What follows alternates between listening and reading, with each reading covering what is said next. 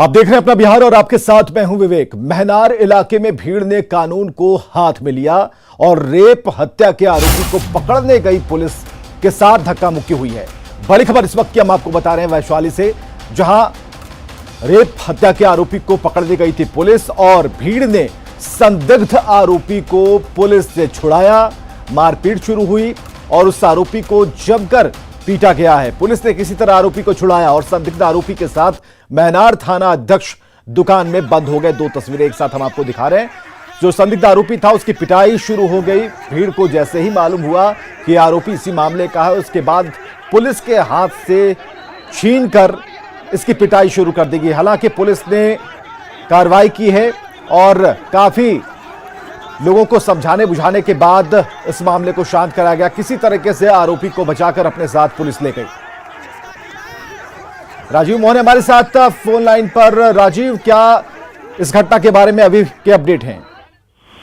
देखिए, अभी जो है वहाँ भारी संख्या में पुलिस बलों की तैनाती की गई है। ये कह सकते हैं कि जो पूरा इलाका है पुलिस छावनी में तब्दील कर दी गई है। और जो आरोपी था और जो थाना अध्यक्ष जो कमरे में बंद थे, एक दुकान में बंद थे, वहाँ पुलिस बल पहुंचने के बाद उन लोगों को वहां से निकाला गया है और ग्रामीणों को काफी समझाया बुझाया गया। उसके बाद वो सभी लोग थाने गए हैं और उस जो आरोपी है उसे करीब पूछताछ की जा रही है। लेकिन बड़ा सवाल यही है कि ये जो कानून को लोगों ने हाथ में लिया है और जिस आरोपी की पिटाई है की गई है, वो इसको लेकर के ये कह सकते हैं कि काफी तरह की चर्चाएं हो रही है। इस तरह से अगर ग्रामीण गुस्से में होंगे और इस तरह से कार्रवाई करेंगे तो पुलिस का जो अनुसंधान है उसमें बाधा पहुंचेगी। तो ये तमाम पहलू को लेकर पुलिस जो है तमाम बिंदुओं पर जांच कर रही है और लोगों को समझाने बुझाने का। राजीव, क्या अभी भी इस युवक के बारे में संदिग्ध ही इसे कहा जा रहा है या फिर यही वो आरोपी है? देखिए, ये इस पूरे मामले में अभी तक किसी को नामजद अभियुक्त नहीं बनाया गया है।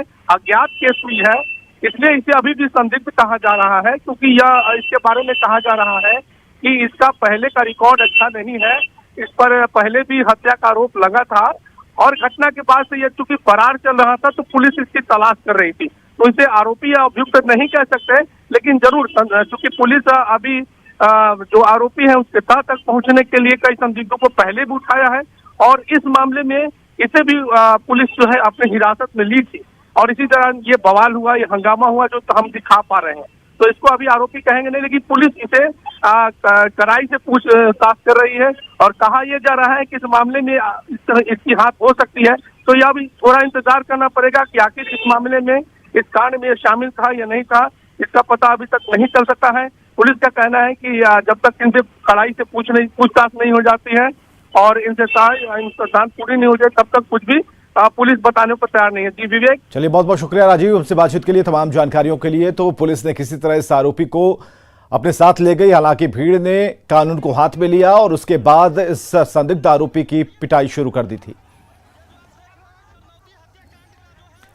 और सीतामढ़ी से बड़ी खबर है, राकेश हत्याकांड के आरोपी शूटर अमन परासर उर्फ राणा को गिरफ्तार कर लिया गया है। स्पेशल टीम ने पटना से शूटर को गिरफ्तार किया। राकेश हत्याकांड का शूटर गिरफ्तार कर लिया गया है। गिरफ्तारी के वक्त वो एक कमरे में आराम फरमा रहा था। इसी दौरान पुलिस ने दबिश दी, गिरफ्तार उसे किया। और अमन परासर कई मामलों में पहले भी से आरोपी है।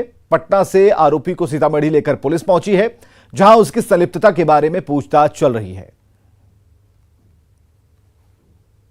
तो पहले से ही उद्भेदन हो चुका है, लेकिन मेन शूटर जो था वो उसकी गिरफ्तारी अभी बची हुई थी। वो काफी सक्रिय भी है, लंबा चौड़ा उसका अधिक इतिहास भी है।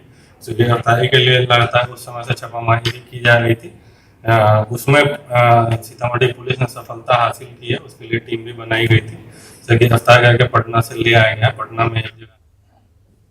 और राकेश हमारे साथ फोन लाइन पर। राकेश, और क्या जानकारियां मिल पाई हैं, अपडेट क्या है?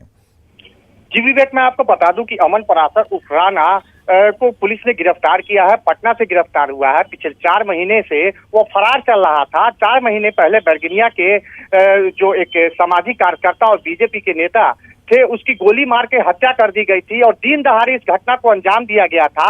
उसके बाद इस मुख्य जो आरोपी था उसकी गिरफ्तारी के लिए जो मृतक के परिजन है वो धरना प्रदर्शन से लेकर अनशन तक किए। उसके बाद सीतामढ़ी जो पुलिस प्रशासन है उसके द्वारा आश्वासन दिया गया था कि उसकी गिरफ्तारी शीघ्र होगी और इसी को लेकर अमन पराशर को पटना से गिरफ्तार किया गया है।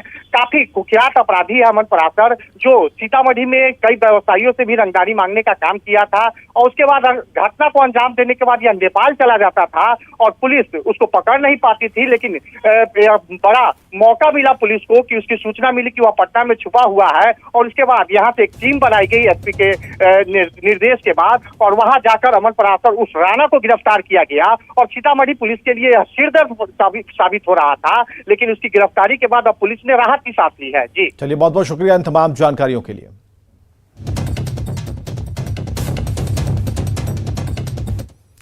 इधर मुजफ्फरपुर बालूघाट ब्लास्ट मामले में नया मोड़ आ गया है। प्रेमी के साथ मिलकर पत्नी ने पति की हत्या कर उसके शव के 3 टुकड़े किए, साथ ही साक्ष्य मिटाने के लिए शव को ड्रम में आग लगा दी।